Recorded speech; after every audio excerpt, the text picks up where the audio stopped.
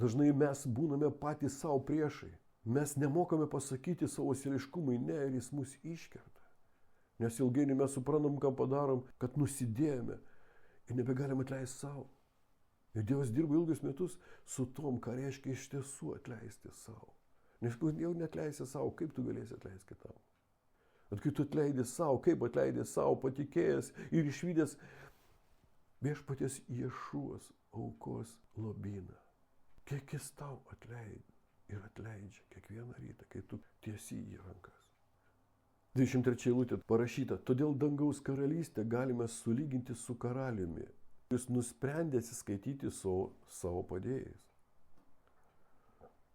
Ir toj pas jį atvedė žmogų, kuris buvo jam skolingas daug milijonų.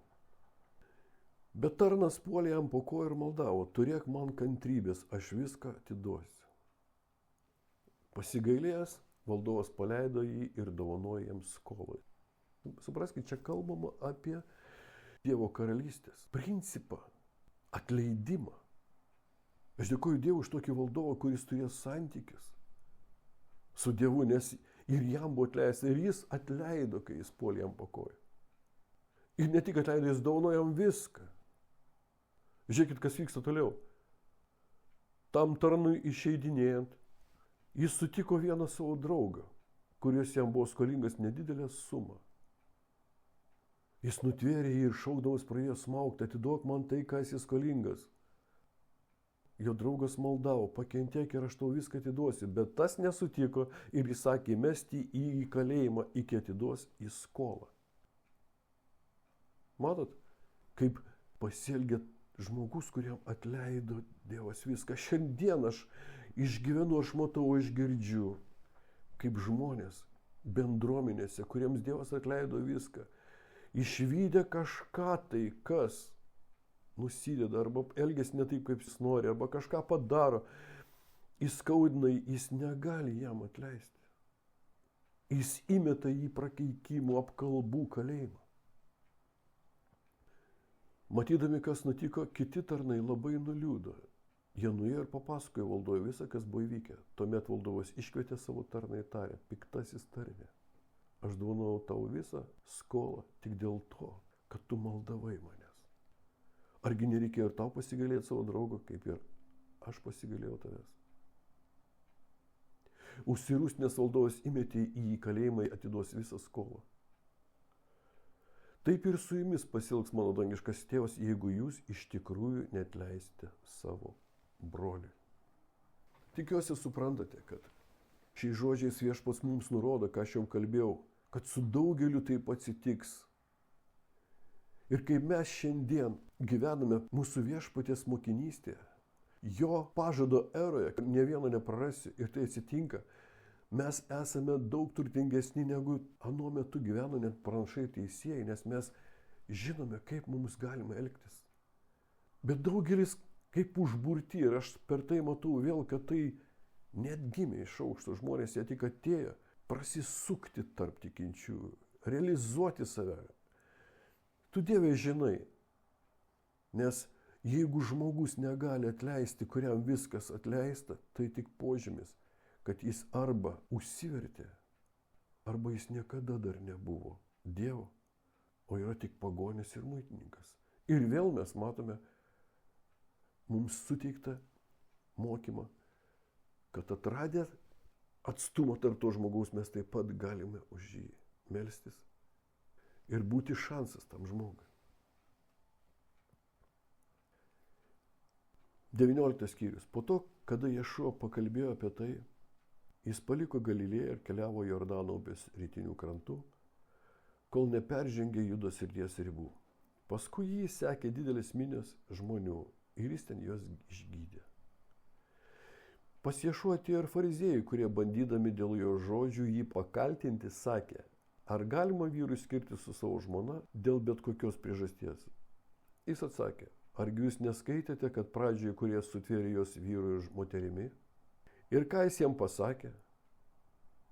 Todėl vyras turi palikti savo tėvą ir motiną ir susijungti su savo žmona ir du taps vienu kūnu. Tokiu būdu jie jau nebe du, o vienas. O jei taip, tada niekas neturi atskirti tai, ką sujungia Dievas.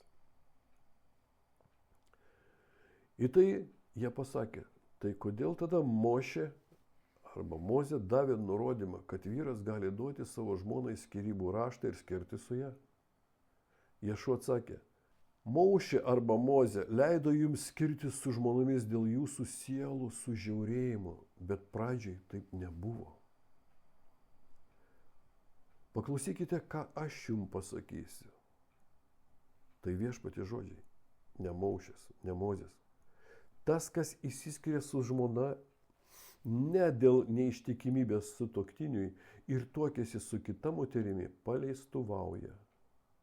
Mokiniai pasakė jam, jei tokia ir yra vyro ir žmonos padėtis, tai geriau išvis nevesti. Ješua atsakė, ne kiekvienas supranta šį mokymą, o tik tie, kam jis numatytas. Te bus jums žinoma, kad egzistuoja įvairiausių priežasčių, dėl ko žmonės nesituokia. Vieni todėl, kad gimė be noro tam, kiti buvo iškastruoti, o treti patys atsisakė santuokos dėl dangaus karalystės. Tas, kas gali suprasti tai išmano. O toks tekstas mums duotas 19 skyriui apie tai, ar galima skirtis. Kodėl jie klausė? Todėl, kad tuo metu jau Izraelyje vyravo potvarkiai šio klausimu ir religijos suformuoti, kad vyras gali skirtis bet kokiu atveju. Ir net nereikia, kad žmona būtų neištikima, jis padavė neišvirtą mėsą per karštą arbatą, jis galėjo jai duoti skyrybų raštą. Atiek buvo sužvėrėję žmonės. O viešpats sako, negalima skirtis. Jis sako, jeigu apsivedėjai, tu nebegali skirtis. Tai kodėl visi skiriasi? Todėl, kad susituokia neteisingai. Ir jau šitokias santuokas Dievas nereaguoja, nes dėl jo tai nesantuoka. Bet jeigu tai įvyksta jo tvarkoje, jis palaimino vyrą žmona, žmona tapo žmona ir draugė vyrui, ir vyras draugas, jie tapo viena, negalima skirtis. Nes jeigu jie išsiskiria, jie paleistuvauja. Po to pas Ješua atvedė vaikus, kad jis uždėtų ant jų rankas ir pasimelstų. Bet mokiniai priekaištavo žmonėms atvedusiems juos. Ješua tarė, tegul vaikai ateina pas mane, nedrauskite jiems, nes dangaus karalystė priklauso tokiems kaip jie. Ir uždėjęs ant jų rankas, jis keliavo toliau. Mes turime atvesti vaikus į Dievo tvarką, kur Dievo žmonės, kur jūs namuose galite dėti ant jų rankas ir laiminti, kad išsipildytų Dievo valia tavo vaikų, mūsų vaikų gyvenime.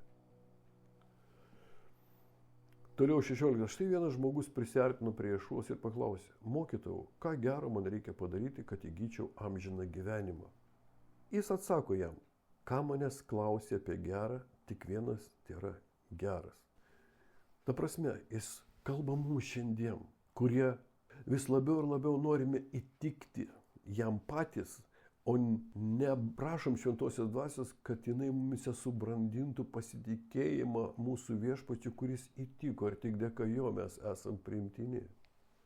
Mums reikia suprasti, kad jeigu yra kas nors gero manyje, tai tik tai, kad Dievo žodis šventame sakramento procese, Dievo jėga tampa kūnu. Va tai yra gera, naujo žmogaus savybė. Toliau jisai sako, bet jei nori įgyti amžiną gyvenimą, laikykis įsakų arba paliepimų. Ir mes čia galim ieškoti įsakų, bandyti laikytis paliepimų, išpildyti Mozės įstatymą ir nieko nebus. Kada jis kalba? Tada, kai mes tampam jo mokiniais, jis kalba. Tada, kai mes esame vaikai, jis kalba. Mažutėliai kalba. Tada, kai mes esame Dievo tvarkoje, jis kalba. Jis kalba vaikams, mažutėliams, vaikams, jaunuoliams, kuriuose laikosi Dievo žodis ir tėvams, kurie subrandino tai, ką gali perduoti ratu vėl mažutėliams, vaikams, jaunuoliams. Žmogus paklausė, kokius iš jų? Ir čia labai svarbu, Nes Ješua atsakė, nežudyk, nesvetimauk, nevok, melagingai neliūdik, gerbk savo tėvą ir motiną, mylėk savo artimą kaip pats save.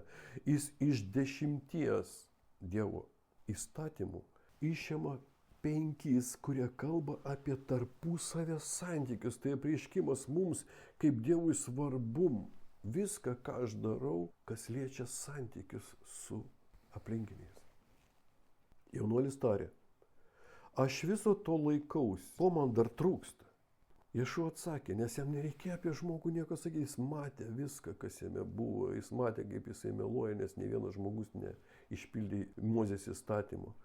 Jis matė, kad jisai jaunuolis, jis dar neturi jokių procesų apie tai, kas yra šeima, išauginti vaiką. Ir jam sako, jei iš tiesų esi tvirtai apsisprendęs pasiekti tikslą, eik ir parduok tai, ką turi, išdalink vargšams, tada turėsi lobį danguose. Tuomet ateik ir sek paskui mane. Bet išgirdęs tos žodžius, jaunuolis nuliūdęs pasišalino, nes buvo turtingas. Ir mes matome žodžius, kurie taip trenkia į mūsų sieliškumą, mūsų egoizmą, kad iš jo pradeda plisti metastazės įvairiausių paaiškinimų, pateisinimų, išvadų. O taip norisi suprasti iš tiesų, ką turėjo omeny Viešpats. Ir aš šiandien matau tik tai tiek, kiek galiu matyti dėka šventosios dvasios. Ješua nukreipė mus į pripažinimą savo pačiam, ar tu iš tiesų apsisprendėjai pasiekti tikslą. Nes į Dievo karalystę niekas, kas netobula, neįeis. Įeis tik tai, kad Dievo žodis subrandins manyje. Kad pasiekti tikslą, aš turiu žinoti, kaip pasiekti tikslą. Kad tapti tobulu, aš turiu žinoti, kaip man tapti tobulu. Kur man apie tai sužinoti? Klausti, belstis, suprasti, pripažinti. Nuo ko viskas prasideda? Nuo to grūdo, kuris krenta į gerą žemę. Nes jeigu tu dalinis esi, mokinystė, apie ką mes kalbėjome, grūdas pakelėjai, tai dalinis.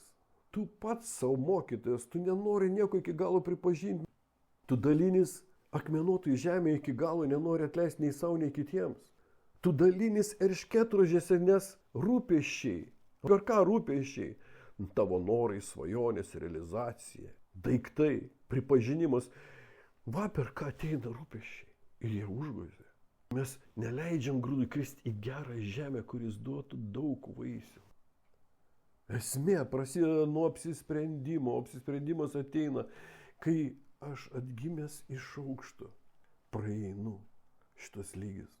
Apsisprendimo iš aukšto jėga praveda mane per atsižadėjimą savęs, per atleidimą artimui, per atsižadėjimą savo valios Dievo valios naudai.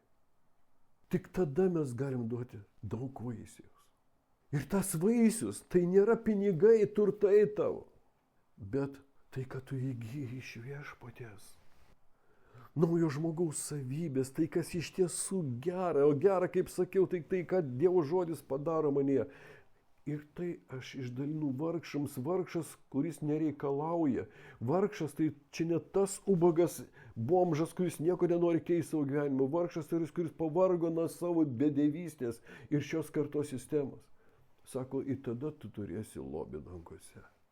Tik tuomet tu ateisi ir seksi, nes nebegyvensi savo. Nesuprasi, kad esi nupirktas brangia kaina.